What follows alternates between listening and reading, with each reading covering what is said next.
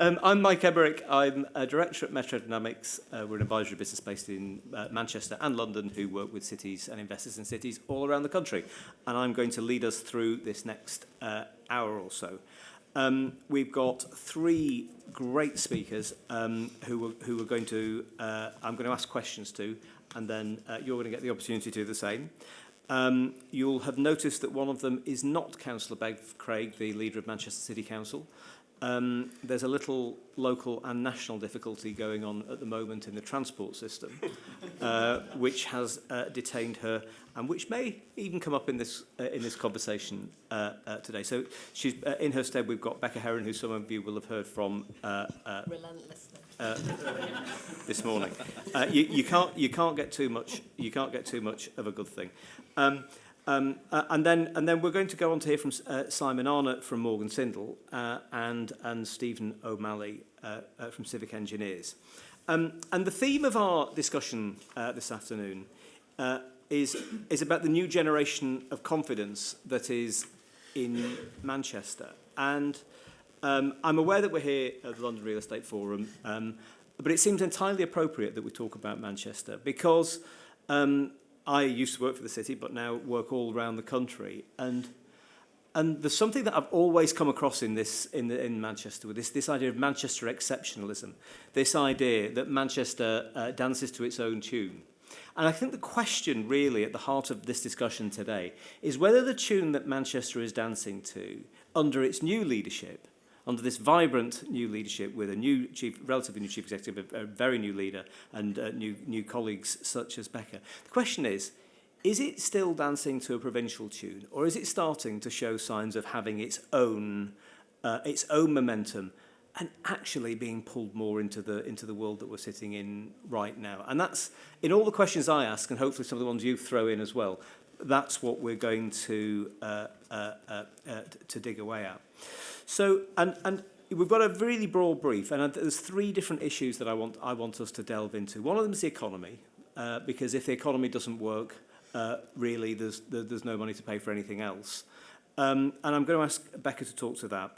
Simon's going to talk a bit to what it's like doing big projects in Manchester and whether or not we can see breakthroughs on the elusive, the much talked about but actually quite elusive concept of inclusive growth. And then Manchester was well known as being a very quickly built, dense city with little green space. What can we learn from our recent experience about making sure it's a city that's sustainable and fully and thoroughly livable? So Becca, can I go to you first? Can you say a little bit about your role and then answer this question?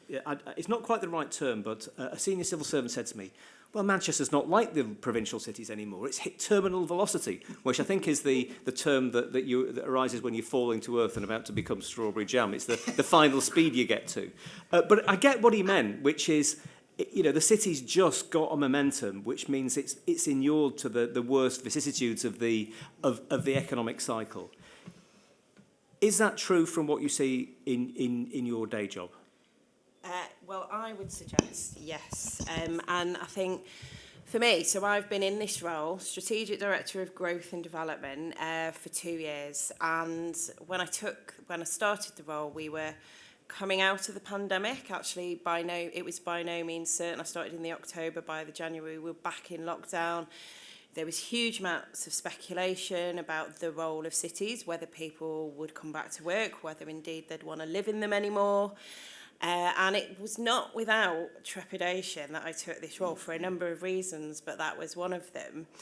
And actually, I would say that Manchester is faring far better than most of us would have anticipated 2 or 3 years ago. Mike, your Metro Dynamics, you know all the stats probably far better than me, but in terms of economic performance, I think we are doing really well. And the reasons why I could actually probably reference some stats is just at the moment the City Council's in the process of refreshing its economic strategy, so they're kind of closer to the top of my sort of thinking than perhaps they usually are. But in terms of GDP per capita, we've gone from 36k per person in 2011 to 51 in 2021, and that's a 44% increase, so higher even than London in that same period.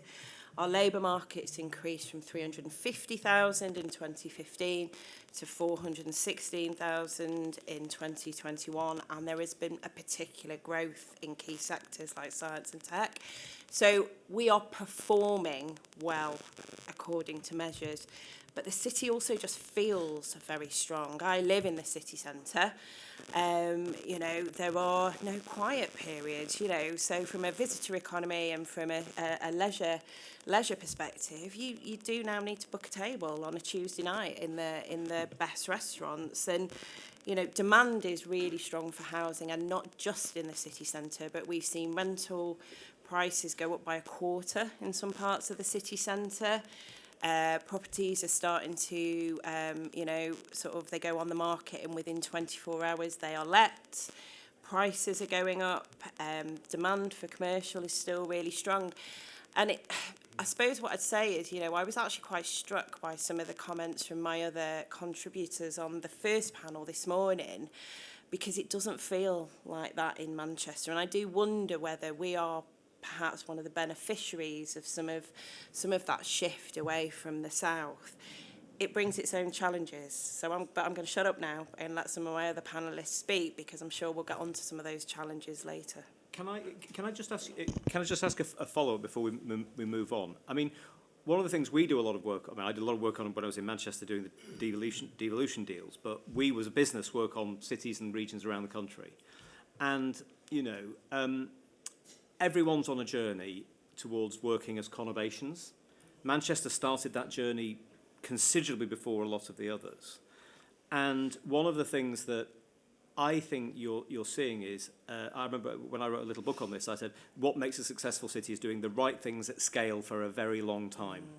And you know, all of our predecessors, none of whom are now in post in the city, decided to rebuild the city, decided to rebuild the transport system, rebuild the commercial office stock, bring housing back at scale.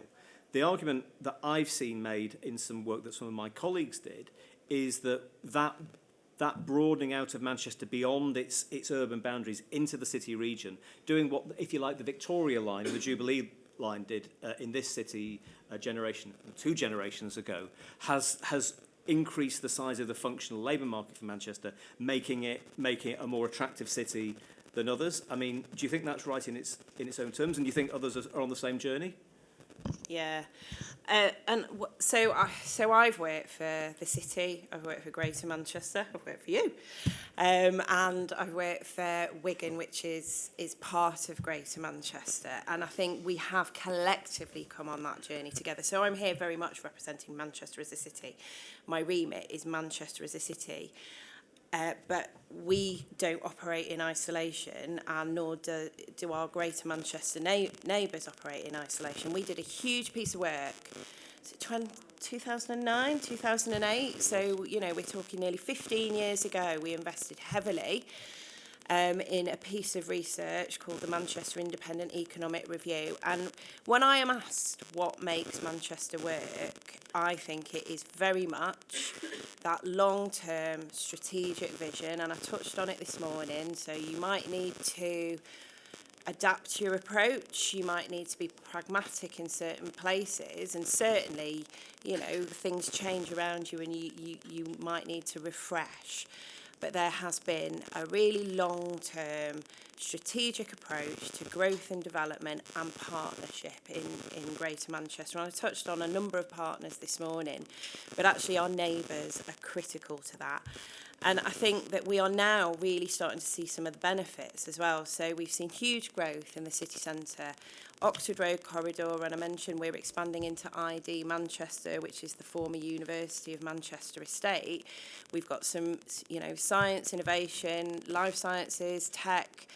There's a huge amount of high growth, high value growth going on there. But we're then looking at how that those supply chains, those agglomeration benefits, that's a word I learned back in 2009, can really start to spread across the rest of Greater Manchester.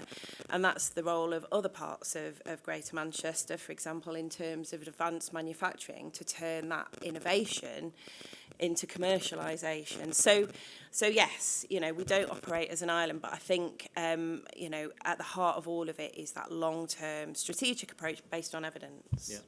Yeah, I think that's probably right. Simon, I want to turn to you to talk about the sort of the social dimension to regeneration, because, you know, if we go right back to the days of the London Development Corporation and a lot since, you know, our model of regeneration is to a degree been characterised by splendour in the development, surrounded by, in some cases, pretty abject and to a degree unchanging poverty. And that model is one that has come increasingly under scrutiny. And I know people are really straining to try and find new and creative ways of making regeneration add value. But before I come to that, can I just ask for you to sort of comment a little bit on what Becca said? I mean, let me put a proposition to you. If the Manchester has been doing, you know, if the problem for all the provincial cities a generation ago was that residual land values were too low for a lot of development, you couldn't get stuff away, only in the good times could you. If you do the right thing at scale for a long time, and values rise,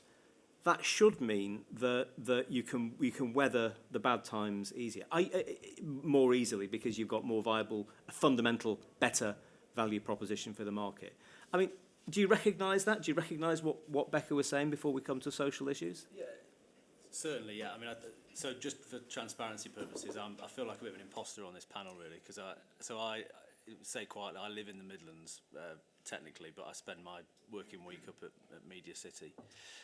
So I am contributing to the local economy up in Manchester. So, and my role is leading Morgan Sindall's construction business for the North West, a role that I was asked to do about 6 months ago. So I guess I offer a slightly different perspective. I'm certainly not qualified to talk about the history of how Manchester has got to where it is, or Greater Manchester.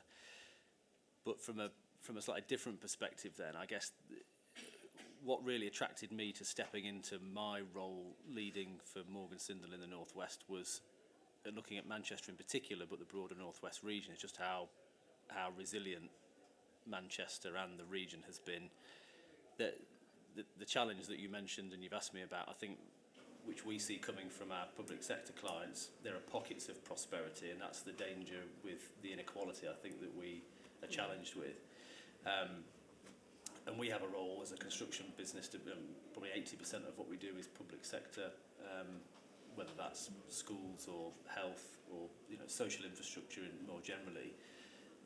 And so rather than just go and build those buildings and do a great job, we've got a responsibility to try and support, as we see it, sort of social mobility, adding some social value. So to answer your second question, but comment on what Becca was saying, I've been really quite surprised. I knew the region reasonably well. I spent time up here as a business. It's a key part of the world for us.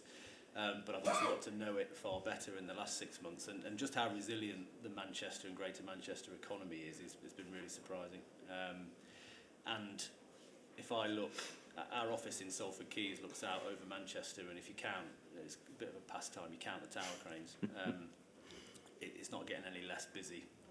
And certainly if I look at our pipeline of opportunities working both in public and private sector, there's no shortage of development and construction activity going on, despite some of the challenges in the wider economy and everything else we're seeing. So there's prosperity. I think the region is resilient. The city's done a fantastic job, clearly over a long period of time. Brave decisions, long-term strategic investment.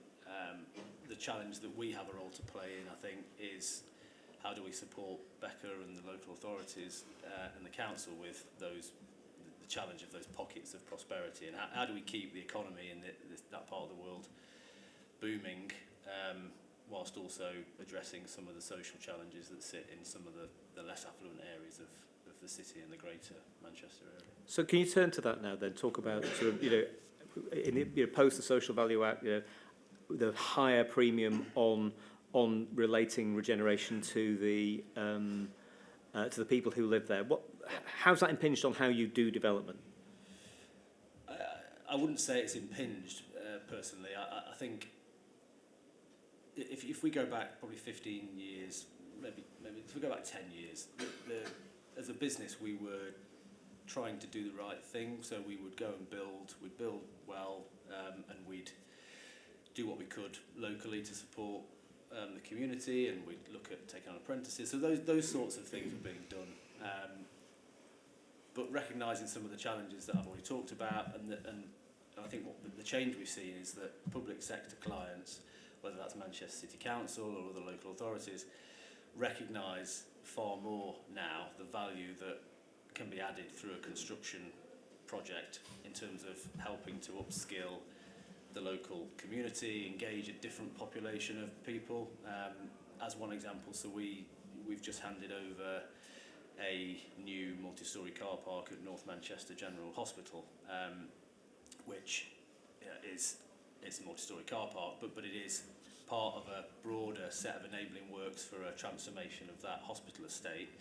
But it's more than that. It's trying to make health services more accessible to a community that is in a more deprived area of Manchester. It's trying to open up opportunities for people that will be harder to reach and get into our industry, for example. So on that scheme, I think the value of the project's about £36 million.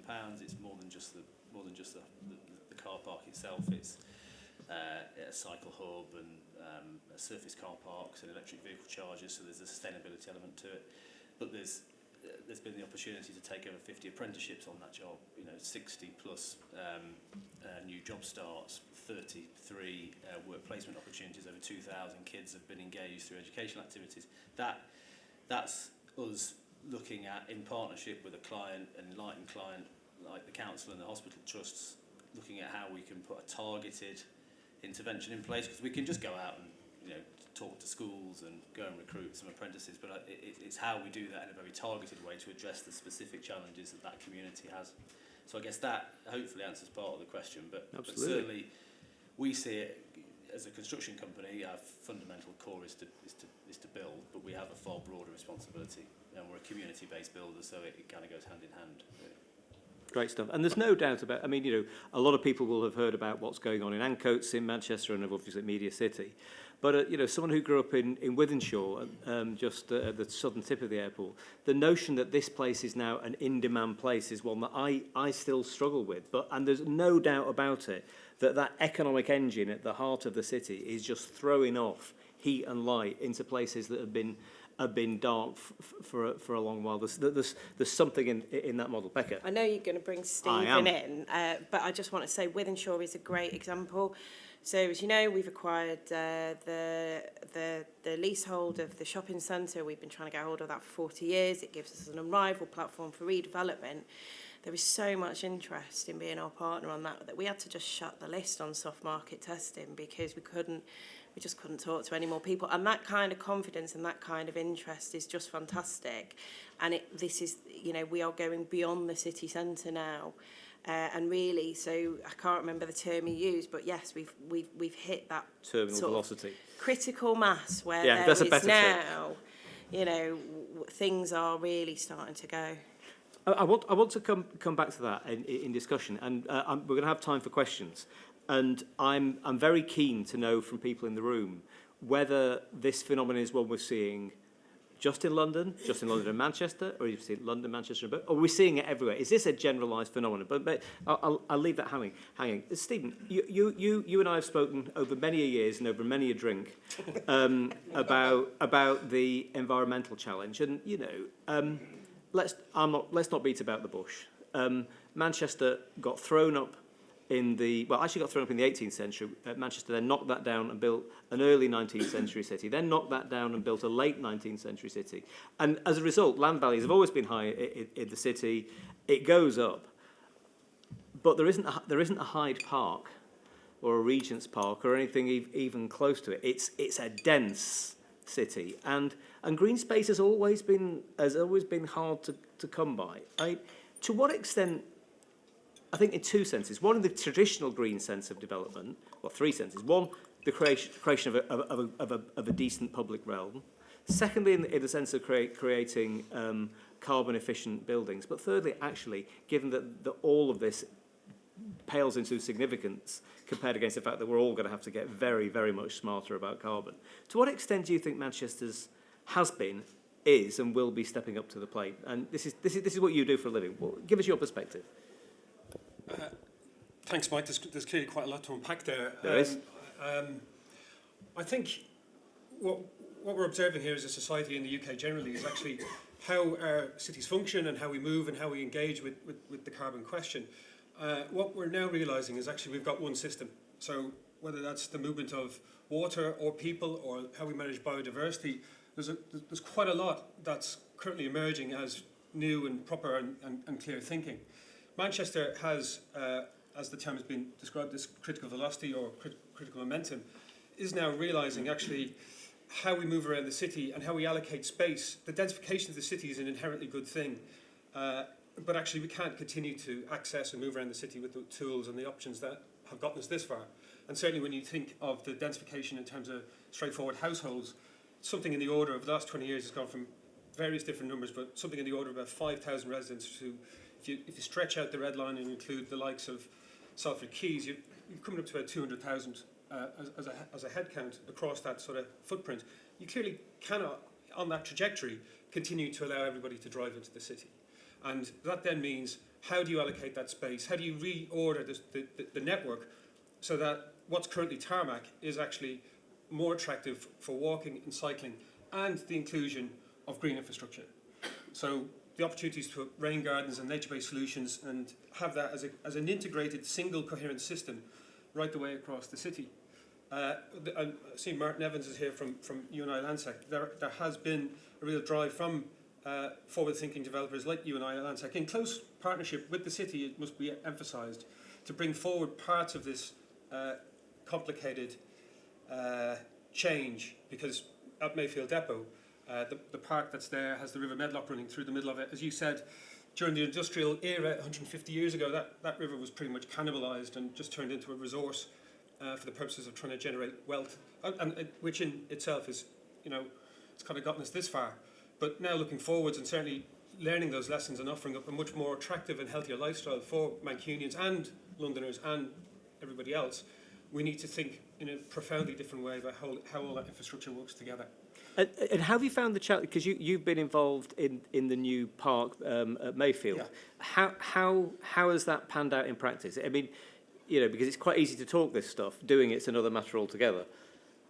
Yeah, well, doing that requires building consensus, and I think having the support of a progressive partnership, which, as I mentioned, includes MCC, includes Landsec UNI, it also includes LCR and TFGM, and the Medlock is part of a wider water management network. So actually dealing with the Environment Agency and understanding flood risk at a systemic level is an important part of how you develop that narrative and bring forward the justification. And then how you add value by opening up the river and allowing surface water to filter its way back through a series of interventions that takes it back to the river in a moderated and controlled way. So it's not straightforward and it's not easy. There's a lot of agencies involved, and of course projects of this scale and type. It's interesting, I am an adopted Mancunian. Are you? I've been living in Manchester, yeah. I am a Dubliner, but no, I have been adopted by Manchester, and I do get the privilege to travel all across the UK. But in those 20 years, I was the engineer on New Islington and Ancoats in the early 2000s. And you wouldn't leave a milk bottle out in Ancoats in the 2000s. And it's got a Michelin-starred restaurant there now, and I think that journey is just phenomenal. I would add that the gentrification point is a really, really important one, obviously. But the community that was at the Cardroom estate, as was, were very much involved in the development of the proposals for New Islington. And then there was a partnership with Places for People to provide affordable and accessible housing. So there is a pepper potting of affordability and lower income families still living in that neighbourhood. And that's really important, obviously. So I think it can be done. Tell me, Becca, I want to. Becca, I want to come back and ask you to comment on one or two things that in what Simon Stevens said. I think the city has taken social value pretty seriously, the Social Value Act, and I guess two questions. One, what what do we learn from, because you have that huge amount of work around Albert Square with the town hall. I think it's the biggest scaffolding project in Europe, I've heard people say. A phenomenally big and complex project with some huge construction project, but actually massive numbers of artisan skills needed that weren't really in place because you've got this Waterhouse Victorian Gothic building with tons of stuff that needs preserving. I think the city's taken quite an ambitious approach to social value on that. Can you say a bit about that? Because I've heard Bev, the leader, talk about how she sees this as a springboard for the next generation of regeneration, as a human project of bringing people on a journey. Yeah, so actually on the old town hall, so for those of you that don't know, the beautiful old Victorian town hall in Albert Square has been under refurbishment for a number of years now. It's due to complete year after next, and it has been an enormous project, you know, sort of mosaic floors taken up, cleaned and relaid, you know, paintings sort of restored, and obviously sort of work to make that workspace more fit for modern requirements, whilst obviously maintaining the integrity of the building. But also we're making sort of better visitor facilities. But social value was built in from the outset, so there has been a clear expectation from our contractors to meet various targets in terms of apprenticeships, local employment within the city, within Greater Manchester, local supply chains, you know, engagement of schools. Living wage? Yep. Absolutely, but it's not just on that. We've done it on the factory, which is another major capital project. So there will be sort of internationally sort of renowned cultural facility. We're open for Manchester International Festival in May, but it's formally launching next month with a Danny Boyle production. Again, social value was built in there. But going back to you know, the sort of the North Manchester General Hospital programme, we've got a whole social value framework for North Manchester that looks at the hospital redevelopment, but also Victoria North, so the housing scheme that I've referenced a couple of times today, so 15,000 new homes, city river park, school, health facilities, new Metrolink stop. It's written in from the outset, and that's the message that I've heard quite often from developers, constructors, other contractors. They know that they need to demonstrate social value. We're just not very good at saying what we need. So we're trying to get much better at setting out what we need and what we want and then hold into account. But there are contractual penalties if they fail to meet some of those social value targets. And that is unusual, right? Yeah, and I'd also say where Manchester performs better in terms of social value is the weightings within our procurement. So 20% is of the decision making is weighted on social value, with a further 10 on environmental sustainability. And another follow-up question. Tell me, you've got a relatively new chief exec, handful of years certainly new compared to the predecessor, and a very new leader. And yet we've got the city coming forward, I think, in robust shape on all the data I'm seeing, based on the old model. To what extent are we seeing a new model coming? What's next for the new leadership? So I can't speak for Bev. I am Go here. So well, I think we are very much on the same page. Well, but you know, Bev is Bev, and I'm sure she'd have plenty to say. And I am deputising. But I suppose what I'd say is, you know, we're not ripping up the playbook. Manchester is outperforming other regional cities, and arguably on many measures it's outperforming London right now. Why would we? But now I think is an appropriate time to just review and refresh our economic strategy, which is what we're doing. And again, I touched on this on an earlier panel. We've got critical mass, or whatever the term is that we were using before, but that brings its own challenges. So we've still got some of the issues. So, you know, we are performing really well, but, you know, there is still a lot of poverty. There is still a lot more to do. Manchester is by no means done, and I'm always sort of keen to emphasise that point. But our success and the demand for Manchester is creating problems of its own. So, you know, meeting housing demand in particular, prices, you know, there are issues with the supply of housing up and down the country. This is not just a Manchester problem, but the popularity of Manchester means that we are seeing an exacerbation of affordability issues. Transport connectivity, you know, how do we get people into the jobs that we're creating, and that's through transport, but also on skills and employment programme, for example. So there are challenges, and what Bev has asked us to do under her new leadership is say, so how can we maximise the productivity of Manchester's economy while doing everything that we can to narrow the gap in equality? And that's what we've been working on over the last few months. And for those of you that are familiar with the Resolution Foundation, they've done a study independent of us. They looked at Birmingham and Manchester, and actually we're answering that question anyway. And we need to see significantly more housing. We need the continued growth of the city centre, so up and out. We need many more people in many more highly skilled people to support our high value sectors. They will need housing, not just within Manchester, but throughout Greater Manchester. And that housing needs to be primarily based around transport nodes.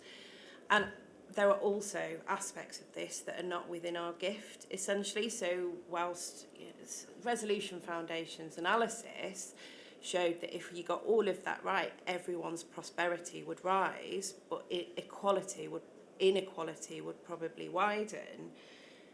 With proper welfare reform, and I mentioned this again earlier, just uprating local housing allowance in line with inflation would have a really big impact on trying to manage some of the negative impacts of the cost of living. As it would in London. I mean, there's no two ways about it. A lot of the tougher bits of London have exactly the same problem. I'm going to plant a question that I want to come back to the panel on, and then after we've had some questions from you. The question I'm really interested in, people engaging with, ask what you want, or if you don't ask anything, I'll pick on people. Is what we're seeing here different? That's the question I'm really interested in. And if it's not different, is it's not completely different? Is it partially different? How different is it? How different is it to other cities? How different is it to London? Because I've seen data that says it is, but published data only tell part of the story.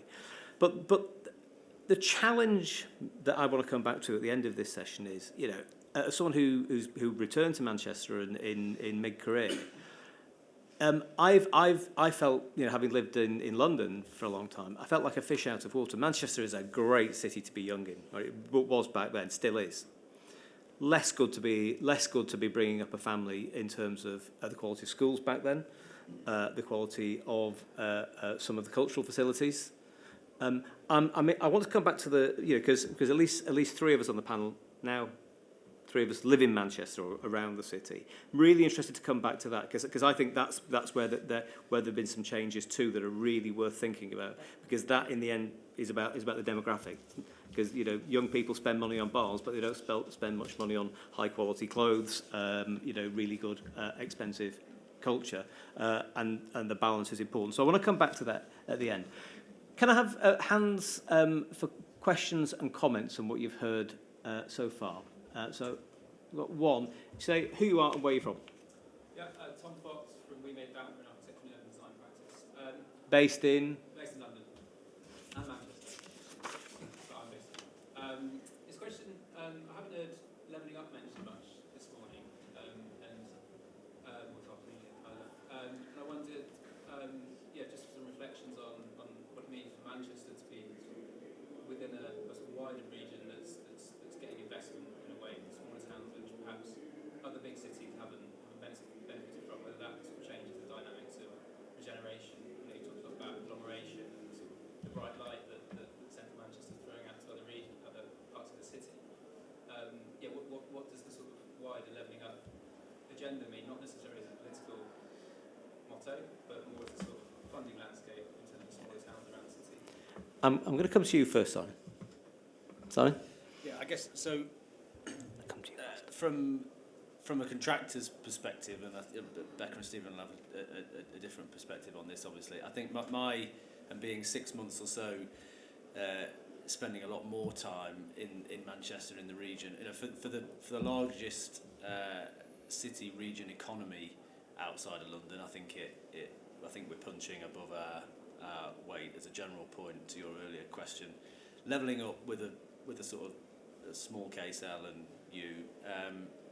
I think the challenge is how, whether it's formal levelling up funding or the broader agenda that Becca and the council are leading, it's levelling up within Manchester and the communities that sit within Manchester, so we don't end up with the pockets of prosperity that we talked about, whilst there's inequality growing in other areas of the city, and it's how funding and other social infrastructure investment is helping level up within the city, within Greater Manchester, more broadly. So I guess that would be from a contractor's point of view, and the activity we get involved in, and what we can see happening. It's how is funding and infrastructure investment being used to level up within the region, as opposed to funding coming from outside of the region.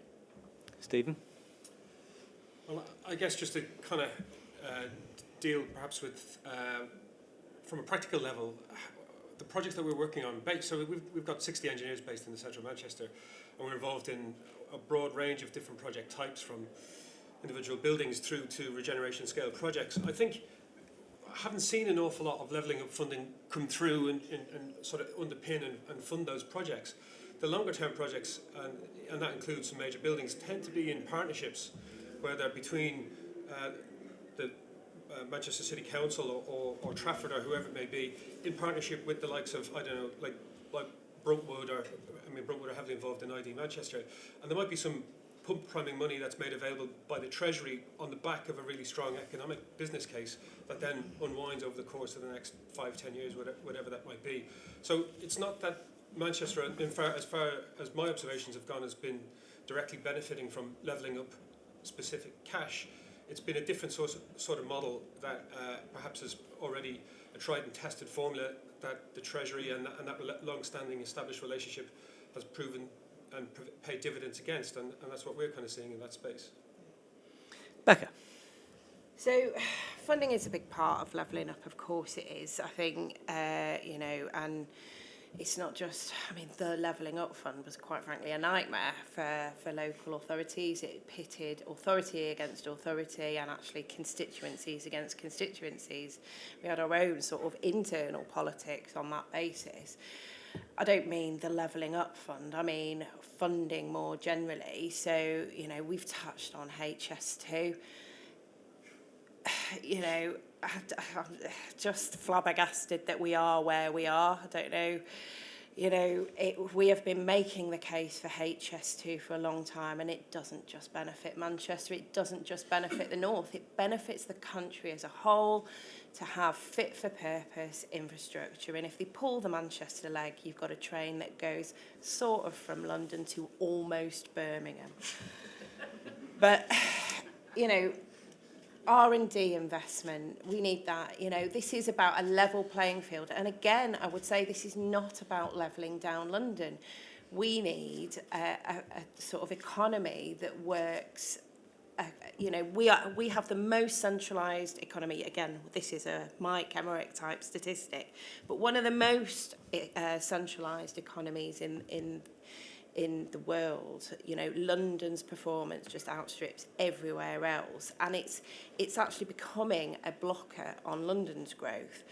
And then for me, levelling up is about devolution again, and it's something that I've picked up, not necessarily under the branding levelling up, because I think in local government we've all just got a bit jaded with the term levelling up, but it is about being masters of our own destiny and being able to have more influence over how resources are deployed, programmes for delivery, how we align those resources to really maximise the benefits for our community. So we are still passionate believers in levelling up. I think, as I say, sort of particularly after the events over the last week or so, we're slightly jaded by the term.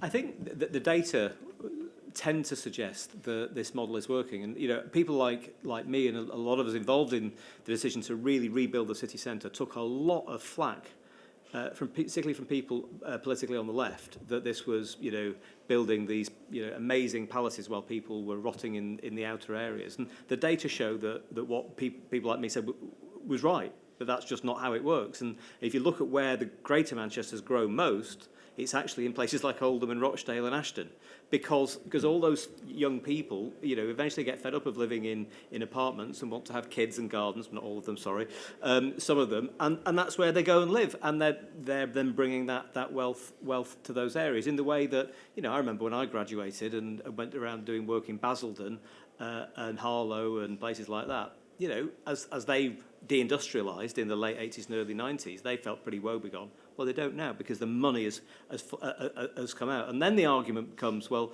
what about places that aren't well connected? Like places like Hastings and Margate that are now where people are flocking to because they're a counterpoint to the city. So I think the question for me is always, are you building a critical mass and is it bringing people with you? I think the evidence is pointing in that direction. It's not conclusive, but I think a generation in it's pointing in that direction. A question over here. Can you say who are where you from? Yes, hello, I'm Martin Evans. I work for Landsec and I'm part of the team that's delivering Mayfield in Manchester with Becca and Stephen's team. I've got a two-part question for whoever wants to answer it. One, I didn't know Manchester very well until 2018 when I started working quite a large part of my week in that city and travelling up every week from London. And the one thing I would say about that experience in the last 5 years is what extraordinary energy that you feel viscerally when you get past Stockport. That's got nothing to do with Stockport, but as you get past the last station before the train pulls into Piccadilly Station, you feel it, and that's what the title of this session is about. So I'm going to ask you, if you bottled that, could you describe it? Could you say how? Because every other city and town in our country needs to understand how that happens and have a little bit of it. So that's first. Okay. Secondly, Becca and I are having lots of conversations at the moment about the 2 million square feet of commercial space that we've got to pitch to the market over the next 7 or 8 years at Mayfield. Are we talking to companies who are coming to the northwest of England and pitching ourselves against Leeds, Sheffield and Liverpool? Are we talking to companies who are pitching ourselves against London, Leeds, Sheffield, Liverpool? Or are we talking to companies and pitching ourselves against Frankfurt, Paris and Manchester, and not even considering Leeds, Liverpool, Sheffield and London? And those are very, very different conversations. And I think in a post-pandemic, post-Brexit world, that's kind of an interesting conversation. So. Can I tackle offer a view on the first question? Okay. The bottling of the essence, the tincture of Manchester, right? I think it's an interesting story, actually, Martin, because the Manchester International Festival is the fertiliser that's actually grown and fostered and nurtured quite a lot of thinking. Something that was introduced to the city in 2007 and has grown steadily. And its clue is in the name there, an international festival. It's always had this outward, worldly facing sort of perspective and ambition. And I think it's really interesting, again, kind of thinking back to Mayfield, because I happened to be involved in Manchester International Festival's occupation of Mayfield Depot in 2013 for a massive attack on Adam Curtis. And that was the first time that building landed on the mental map of Mancunians, even though it's staring every Mancunian in the face as they're getting on and off the train for decades. But it was derelict for 40 years before that. So the festival has been truly inspirational and kind of broadcasting this real genuine ambition for the city and attracting all the right types of attention and being really bold in the pursuit of that plan and the broadcasting of those messages. So I think that's a really good example of that sort of Mancunian outlook and prospects for world domination. And Becca, on the second question, who's Manchester pitching to? Who are we pitching to? So I think, again, this is looking at sort of the next phase of Manchester. I think we have been probably, not entirely, we've always tried to promote ourselves on an international stage. Manchester was one of the first sort of UK cities outside of London to really go seriously at MIPIM. We're at Expo next week, it's all part of promoting ourselves beyond the UK and putting ourselves, as I say, on an international platform. But I think we've had to build that profile, and we're now building our competitive offer. So again, to come back to the term critical mass, which gives us that new generation of confidence. I've touched on Factory. That is a world-class cultural facility. We've got the new arena opening early next year, so 23,500 seater, only the largest purpose-based music venue in the UK, you know.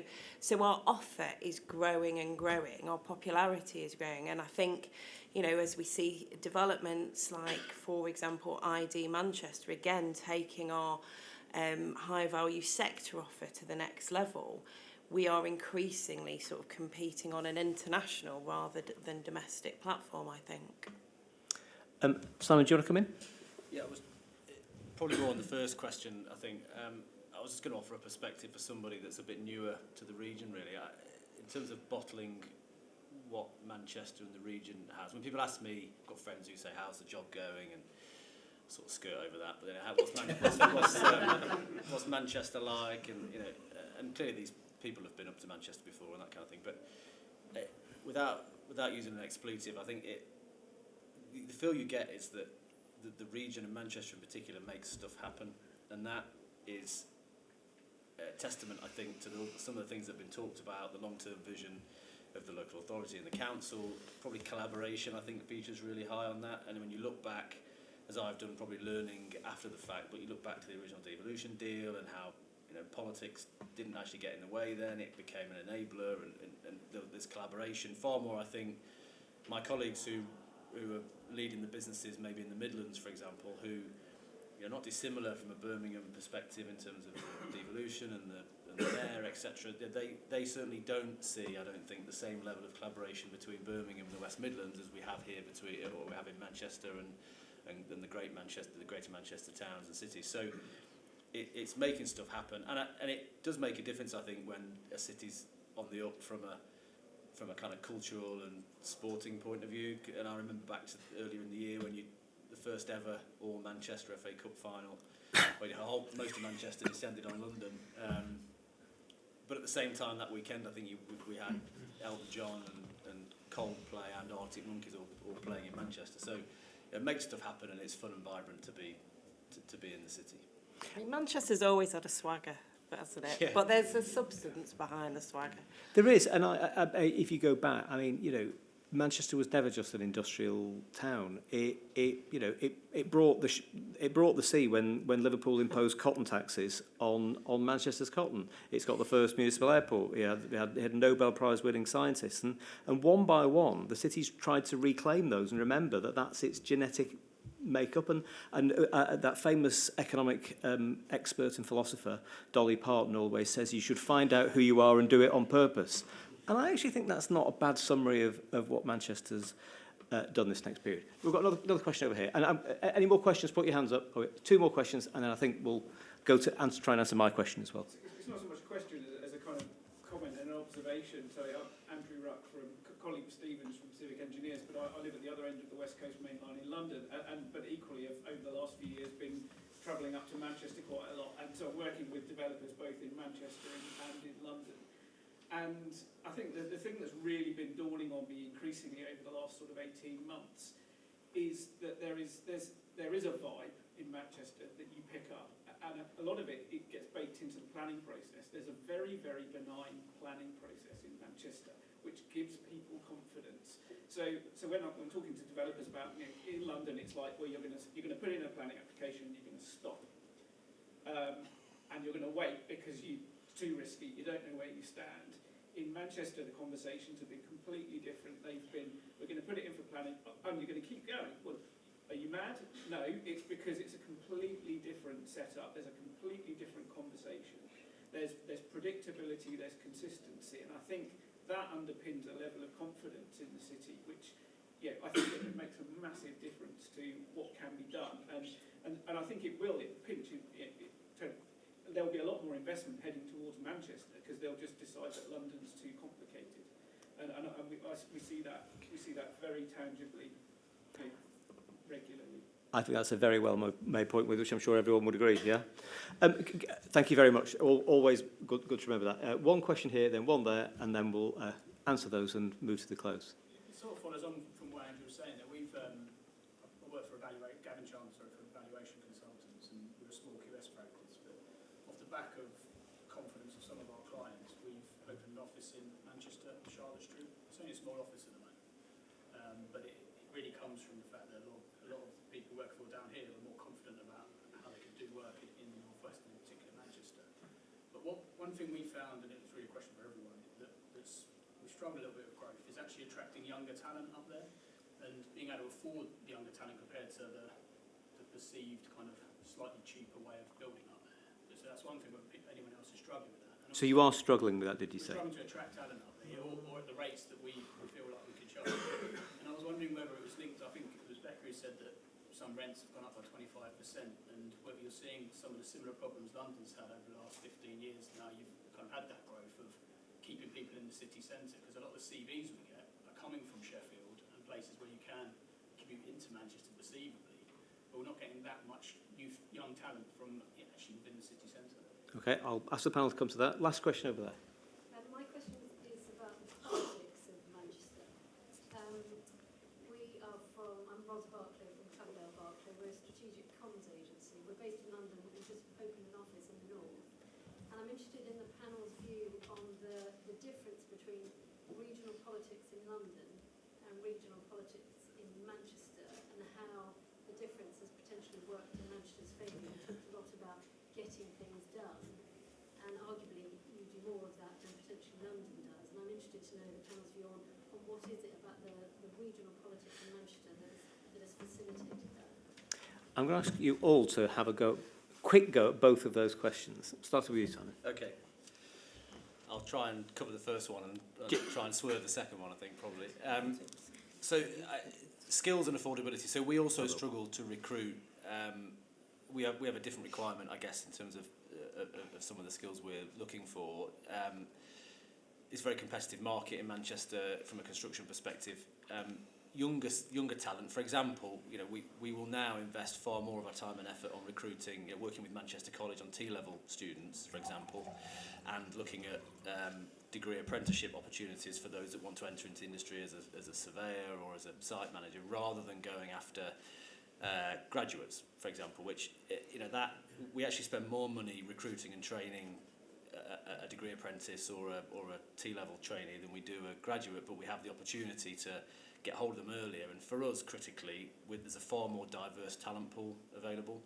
We do find it really narrows the pool that's available if you only go from a graduate perspective. So, and that, whether that's breadth of talent, but also looking at diversity from, look at our T-level student population, 80% of them are what you would class as underrepresented. Because you're getting them earlier, it has a big difference. So that's how we're trying to address some of that. The challenge we see for our people that are living in Manchester, if you own a buy-to-let flat, I think you're doing quite well, because the rental yields are far better than probably double they are in London. But the gap, I was reading something on the train this morning, the sort of income to rent ratio is actually more expensive in Manchester in some areas than it is in London. So it's absolutely some of the challenges you talk about. And a lot of the people that work in Salford Quays in our office do commute into Manchester. I'm not really qualified to talk about the politics. So I won't hold you to it. Stephen. Yeah, look, I think scarcity is a symptom of success, isn't it? So the fact that there's a limited number of professional services advisors and we operate in similar spaces is a sign of a healthy functioning demand. So we should be careful that that doesn't fall the other way. I would like to pick up on the political point, but not necessarily on the consolidated politics of Manchester, which has had that stability over a lengthy period of time, which has provided that confidence that Andrew was alluding to earlier. Thank you. But and it is a broader point here, because you asked me the question earlier, Michael, how difficult is it to deliver some of these innovations and some of these changes, and actually bringing people along with us in that bigger sense is absolutely vital, because what we've seen with the ULEZ debate here in London has caused ructions in all sorts of ways that manifest themselves in significant U-turns in government policy. And Manchester and Greater Manchester is not immune from that same challenge. So a low emission zone was due to be introduced at GMCA level last year, and there's tens of thousands of people out protesting to stave off that introduction of that levy. On a sort of populist ticket and trying to come up with a really simple answer to a really complex problem. So I think we need to do a lot more to engage with that wider constituency and explain why these benefits accrue and why they need to do that. And one of the stories that sticks out in my mind that really, really frustrated me was watching BBC Northwest Tonight, and the journalist at the time was out covering these protests. And they went and interviewed John from Bolton, this young entrepreneurial guy who was going to suffer with his new business as a result of the levy charge of £7,000 a year or something to that effect. And she went and interviewed him, and said, John's got a mobile car valeting business. And it's like, how does that? You're on the wrong side of history here, John. Why isn't the messaging going out to the local headmistress on the Princess Parkway and talking about her students with respiratory illness and missing days at school? So there's on the politics front, there's still an important part of this conversation that's not penetrating in the right way to allow us to affect these really important changes. For all the success that GMCA have introduced, not least of which is the B lines, as we've seen over the course of the last week. But there is this important piece in how we tell those stories to this broader constituency. Becca, do you want to answer the first question and I'll have a bash at the second? Well, I was going to say, so Mike is one of the architects of GM's devolution arrangements, so he is very well placed to talk about that, but there is not the same degree of separation at Greater Manchester level. What was the first question? Oh, skills. So actually, though, I think devolution is relevant, and it is something that I said before. We still do not have sufficient influence over the skills system at a Greater Manchester level, and we have never really got serious traction with government on that one. We've got some control of adult education budgets, but not a huge amount. But we are conscious that there is real competition out there for particularly more highly skilled graduates. And actually, one of the key findings of the Resolution Foundation work is that we need to do much more to attract and retain highly skilled people to Manchester if we're going to take Manchester into its next phase of growth. And let me answer your question really directly politically. If we've learned anything from Vladimir Putin and Liz Truss, it's that stability really, really matters. It's exactly the point you were making about planning that applies across absolutely everything. And one thing that you've got from Manchester, all the Manchester councils, whether they at any point have been Labour, Liberal or Tory, when they work together as Greater Manchester and now with the mayoralty, there is just stability. And that is the platform on which all good businesses built. Before we finish, I asked the question, is there proof in Manchester's offer to us as we all get older that we're growing up? Give me one sentence each, will you please? Is there evidence that of things getting better that suggests that this isn't just a city for young people, it's a city you can grow old in? Simon?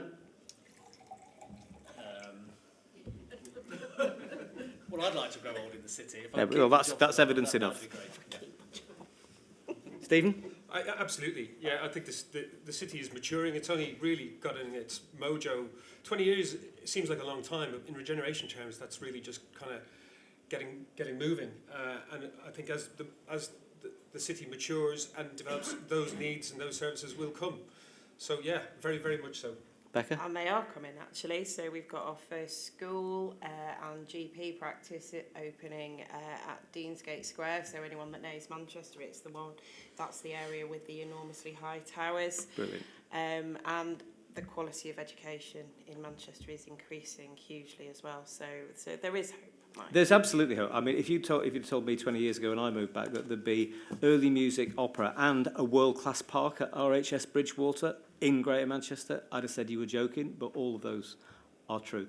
We've run out of time. I don't know whether you've been persuaded of anything, whether you've certainly learnt a lot, I'm sure. Who's moving? All of us, I hope.